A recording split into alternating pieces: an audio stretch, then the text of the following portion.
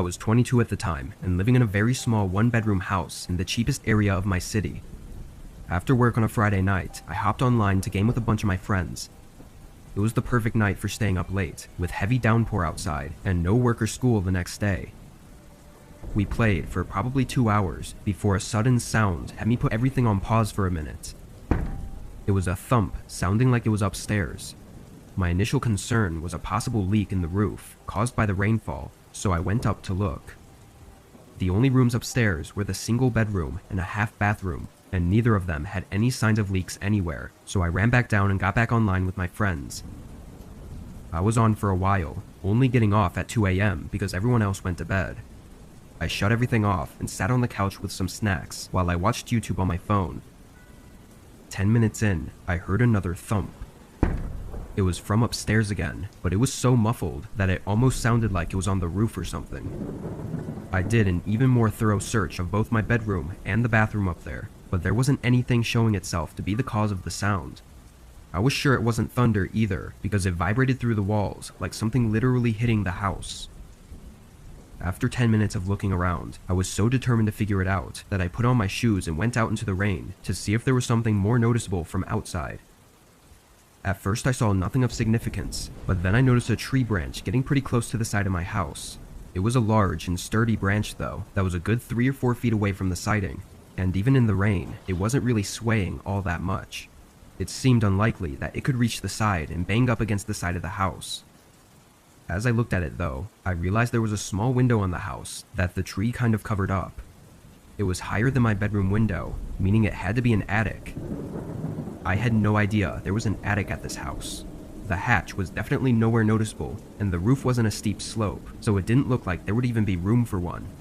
This hidden window was the first clue I'd ever seen to indicate there being an attic. I went inside, even more curious than I was before, and started searching for this hatch that I had to have somewhere. It took a minute, but I found it inside my bedroom closet. It was small and perfectly smooth with the ceiling, basically blending in aside from the tiny gaps from where it opens. I stood up on a box and pulled it down, releasing a rusty ladder from the opening. Immediately, I was hit with a rotten smell, followed by another thump sound. From below, I could tell the attic was extremely short, maybe 2 feet tall at most. I climbed up carefully and looked into this tiny space, basically a wide, dark tunnel, and at the end by the window, I could make out a figure, ducked down on all fours and looking straight at me. I almost fell off the ladder, trying to jump down and run away. I heard them shuffling around as I got my phone and left the house, calling 911 in my driveway. The cops got there and detained the man, who was just some homeless person. Apparently he climbed the tree up to the window and made his way in, staying up there for at least a week without me having noticed. The absurdity of it all was almost unbelievable. I moved out very soon after that, and every house since I've always checked the attics. But the one thing that has stayed with me is the image of that man at the end of the attic, on his hands and knees, staring at me with eyes resembling both fear and anger.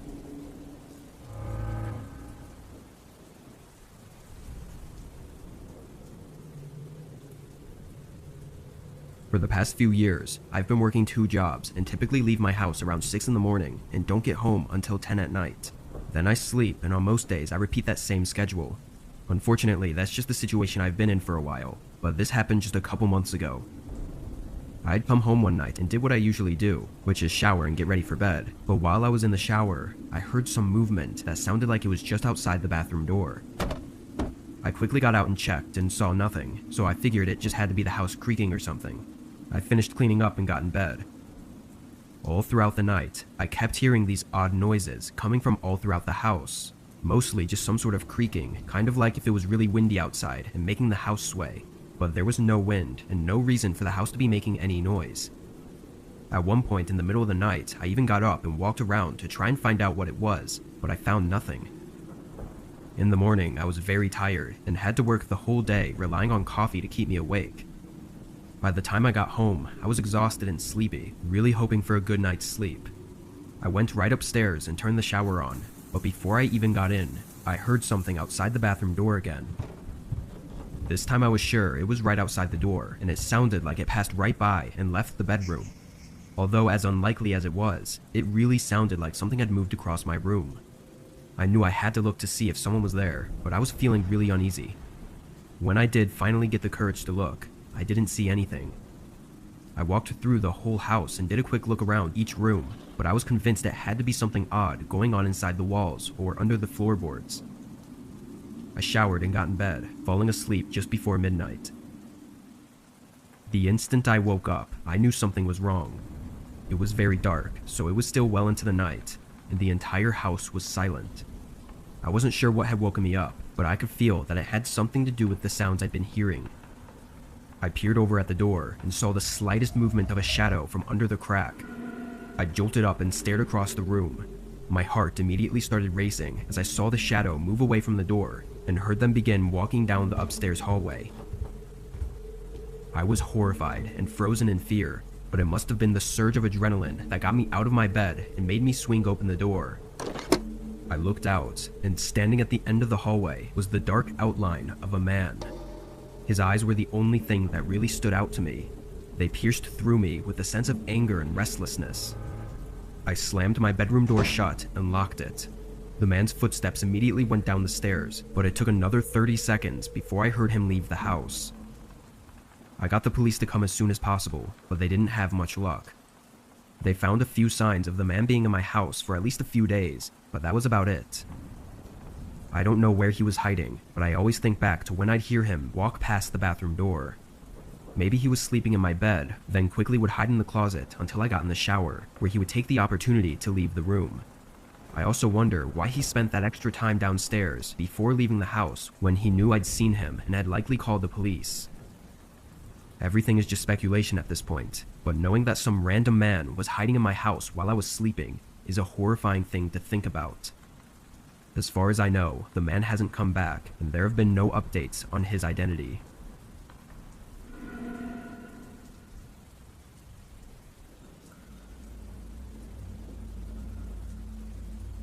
Last year, I moved into a new house far from the city. My new job was work from home, so I had no reason to be in a clustered and expensive city anymore. For the first couple months, I was enjoying everything about the place, especially it being so far from other people. But on a regular weekday afternoon, I got a knock at my door. This was actually the first time anyone had come up to my door at this place since I moved in, so it caught me a little off guard. I went up and opened the door to a tall middle-aged man. "How can I help you?" I smiled to be friendly, thinking he was probably a neighbor from down the street. But strangely, the first thing he did was lean to the side and look past me into my house. It was like he was trying to see who else was home. Being weirded out by his behavior, I pulled the door in and blocked the way with my body. Before saying anything, the man turned and walked away from the door. I stayed and watched him go all the way down the driveway and continue walking until he got to the street, where he got into a parked car and drove off. Without a doubt, that was the strangest encounter I'd ever had with someone up until that point, and I really had no idea how to even think about it. That night, I stayed home for dinner just to make sure the man didn't come back. I debated calling the police to put in a report, but I thought I'd sound stupid for doing that just because some man came up to my door and did nothing. Around 9 p.m., I turned on the TV and tried to get myself more relaxed before trying to sleep. While I was on the couch though, I heard a voice speaking outside. I quickly muted the TV and listened. It was muffled, but I could make out at least two separate people talking somewhere in the back of my yard. I ran up to the back window and opened up the blinds. In the distance, I could see two figures walking across my backyard. One of them had a long tool or object in his hand, but the other one was too hard to see clearly. They walked between the trees in my yard until they reached the side of my house. I went over to the side window and tried to see where they went, but I lost track of them and they had stopped talking. I checked every window and still couldn't see or hear them anymore. The loud knocking at my front door made me jump and sent chills through my body. I walked up, trying not to make any noise, and looked through the peephole. There was one man dressed in dark clothing and wearing a hat that covered his eyes. He had to be one of the men I'd just seen, but where was the other? "What do you want?" I yelled, figuring they likely already knew I was home, or maybe I'd scare them away. The man stayed on the doorstep and looked over at the side of my house, then looked back at the door. After a few seconds, the lack of response started to terrify me. I went back to the living room to get my phone and call the police, but was interrupted by a loud smashing sound, followed by another and another. I looked across the hall and saw a man hitting a shovel against the back door. He saw me and looked at me for a second, then ran away. I was so scared, I hesitated on whether to call the police or try to find somewhere to hide. The best answer was obviously to do both, but my thoughts were interrupted again when I heard the side window getting hit. I got my phone and dialed 911 while the man continued to hit the window over and over. But just as the police picked up the phone, everything went quiet. And it stayed quiet until the police came. When they pulled in, I was surprised by a sudden commotion outside. It turned out to be the man at the door who had chosen not to leave, and after a closer look, it was the same man who'd come by earlier that day. Strangely, when the police detained him, he refused to say anything about the other man that was with him. He denied everything over and over, even though there were clear cracks and dents in the doors and windows. It was frustrating to listen to, and even weeks later, the man still refused to detail why he had come by my house twice that day, or who the other man was. Everything remains so unanswered that it still creeps me out to this day. Why was the man trying to break in so bad? And what purpose did the man at my doorstep serve to aid in the break-in? I moved away in the following months and have since only been hoping that it wasn't me they were after, or are still after.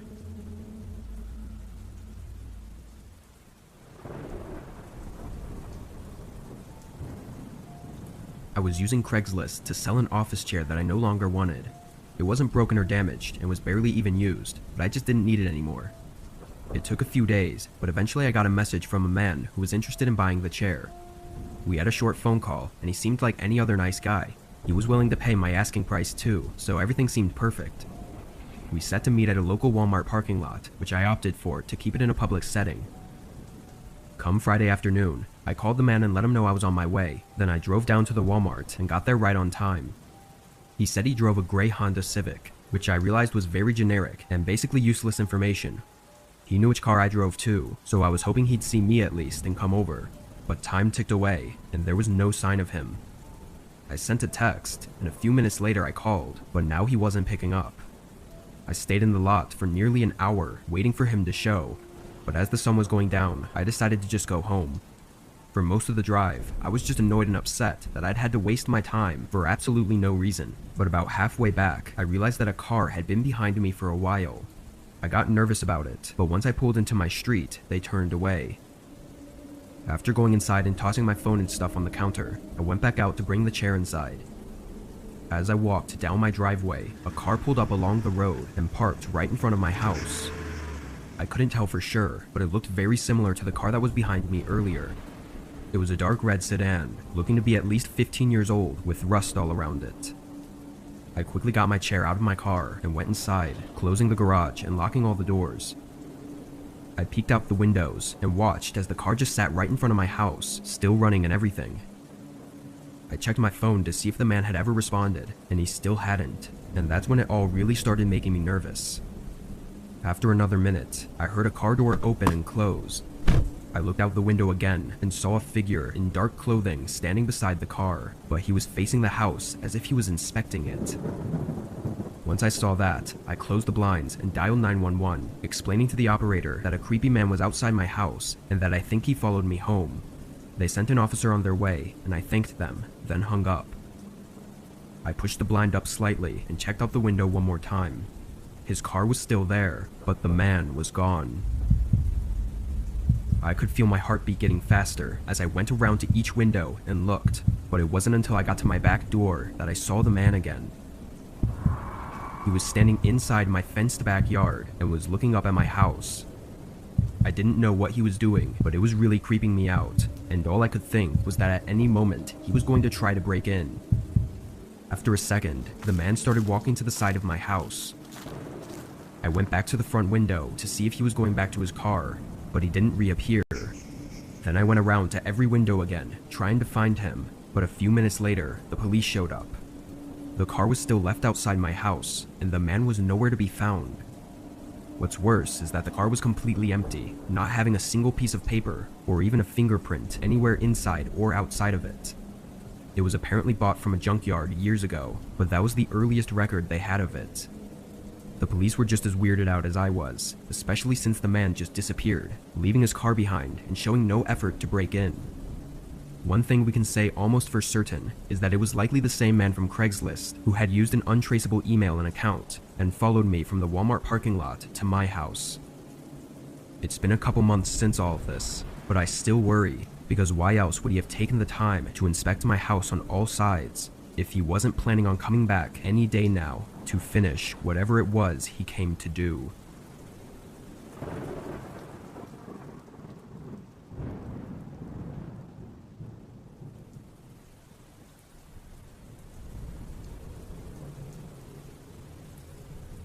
When I was 21, I made the poor decision to move out of my parents' house before I could afford a place on my own. It was something I'd actually planned out for months, searching for cheap apartments, roommates, and anything that could help me move out. For some reason, I just prioritized moving out on my own over everything else. After months of searching, I found a post on Facebook about a room for rent in my area. It was a 2-bedroom house, and the owner was renting out the 2nd bedroom. I sent him a message on Facebook and got a reply in minutes. He asked a couple of questions, then sent over a document. It looked like a huge list of rules for moving in, all simple stuff that's pretty much common sense. After agreeing to all the rules, he let me come over to look at the room that same day. When I got there, I was very surprised at how clean and well put together the place was. It looked like it was a model house, so perfectly decorated and furnished. The owner, Terry, was a little bit weird though. He was in his late 20s, but his personality and looks didn't match the way the house looked. He was wearing a dirty t-shirt and just had a weird way of talking. Still, I was blinded by the possibility of moving out that I didn't even care. A week later, I packed up a rental van with my stuff and drove it down to the house. When I walked inside, I almost thought I'd walked into the wrong house. It was so empty. No decorations or furniture, except for an old couch in the living room. It was a completely different looking place than the one I'd seen the first time. Terry was standing there and acted like nothing was different, talking my ear off about how excited he was to have a roommate. I asked about all the furniture and everything, but he basically ignored my question and just went straight to moving my stuff into the house. Being a little weirded out, I still moved in. Several weeks went by, and to be honest, I rarely even saw Terry. He was always working and didn't get home until late at night, but about a month in, I started realizing that Terry had stopped coming home most nights. It was maybe once a week I'd hear him get home around 2 or 3 a.m. He'd hang around downstairs for a while, then leave and wouldn't show up for another week or so. Part of me didn't care because I was happy to have the house to myself, but another part of me was curious about what he was up to. I mean, he wanted me to move in so bad, but now he's never here. Then one night at 2 a.m., weeks since I'd last seen Terry, I was woken up to him banging on my bedroom door and yelling my name. I got up and rushed over. Terry was standing in the doorway with sweat dripping from his head and a look of anger. "Do not leave your room," he said in a harsh voice, then grabbed the door and ripped the handle out of my hands, slamming it shut. I stood there in shock, listening to him walk downstairs. I opened the door quietly, and after a few seconds, I heard the sound of him dragging something heavy across the floor and into the garage. I ran downstairs to see what was going on. There was a smear of mud and dirt going across the kitchen and leading up to the garage door. I tried to open it, but he'd somehow locked it from inside. I realized it was best to just remove myself from the situation and ran out to my car, driving away while calling the cops. When they got to the house, Terry was already gone, and the smears on the floor had been cleaned up. After some days of investigating, it turned out that Terry was actually renting the house from someone else, so I wasn't even allowed to have legally moved in, and all the documents he sent me and had me sign were fake. Terry likely wasn't his real name either, and as far as I know, he never showed back up after that. I don't know for sure what he was up to, but he was so adamant about me staying in my room that night, and with him vanishing afterward, he clearly had something horrible he was hiding. But what really confuses me is why he wanted me to move into the house and live with him so badly. I can't help but think that he had some sort of plans for me, and I barely got out of there without having to find out the hard way.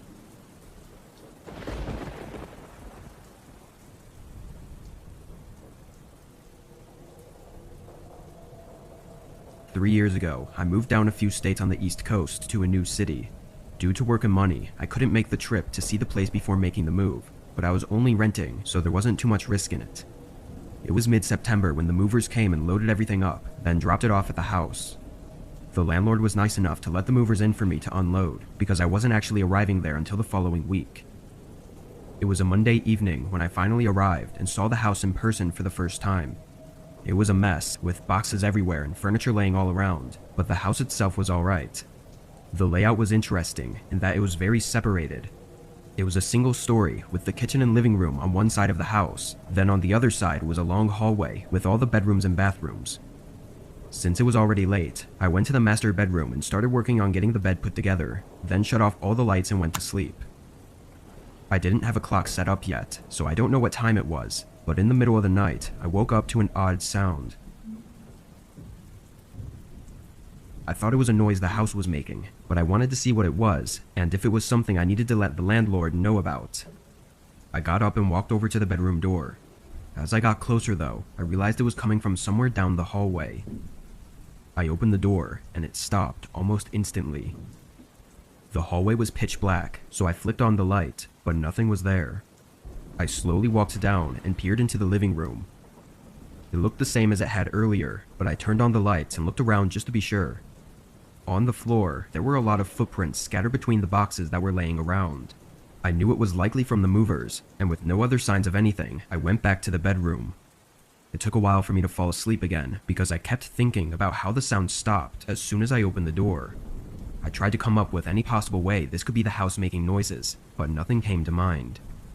When I drifted back asleep, it felt like I only stayed asleep for a minute before I was woken up by a sudden thump, followed by footsteps running down the hallway. My eyes shot open and I looked over at my bedroom door. The door was wide open, and on the ground were clear footprints coming right up to my bed. I got up and hurried to see who was there, but by then, they were long gone. All that was left were scuffed prints from them running away. I got my phone and called the police, locking myself in the bathroom until they arrived. When they did, they oddly found no signs of a break-in, aside from the footprints. I convinced myself that they must have gained access during the week before I arrived at the house, but something still didn't sit right with me. After unpacking and checking each box, nothing seemed to be missing. It obviously makes me wonder what they were even doing in the house. But the biggest mystery is why did they walk up to my bed, and what was that thump sound that I heard just before they ran away? The landlord was eager to allow me to break the contract and move out, so long as I didn't say anything about the break-in publicly. At the time, it sounded like he just didn't want anyone to be scared away from the house so that he wouldn't miss out on his rental income, but now I'm not so sure.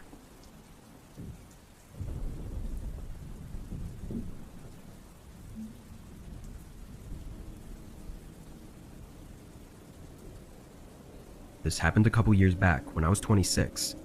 My single mother had just passed away, and being the only child, their house was left for me to either sell or move into. I was living in a really nasty apartment because I couldn't afford much back then, and after much deliberation, I decided to move into the house. It was already paid off, so I was saving a considerable amount of money by moving in. My goal was to hopefully save up for a few years and get back on my feet, then sell it and buy the house that I wanted. Once my lease was up at the apartment, I moved across town to the house. It was part of a community of farmland owners, but in the recent years, most of that land had stopped being used for farming and was left as just empty fields. That's what happened with my mom's land as well. It was pretty much just an old barn-style home in the middle of a huge field with only a small overgrown path leading to it. In the first week living there, I spent most of my time cleaning and getting all of my stuff where I wanted it. During one of these nights, while I was cleaning, I heard a car coming toward the house. I looked out the window and saw an old pickup truck driving down the overgrown path. It was very strange, being that the only reason for them driving here would be if they were coming to the house. But just as they approached the end of the path, they slowed to a stop. I could make out a male figure in the driver's seat, but couldn't make out any specifics. They stayed there for a moment, with their headlights shining over the field, before they did a 3-point turn and drove away. I thought they probably just typed in the wrong address or something, but it was kind of creepy to see someone coming all the way out here so late in the night. A few days went by, and by then I'd finished getting the house cleaned up and organized. It was a Sunday night, and I was staying up late watching TV and eating a home-cooked meal, when a familiar sound came up in the distance. A car driving toward the house. I looked out the window again and saw that same pickup truck coming down the path, this time with all its headlights off. Knowing it couldn't possibly be an accident this time, I was more worried. I quickly looked at my phone and saw it was nearly 1 a.m., so why would anyone be coming here? The truck came all the way to the front of the house and parked. Then a man got out and started walking up to the porch.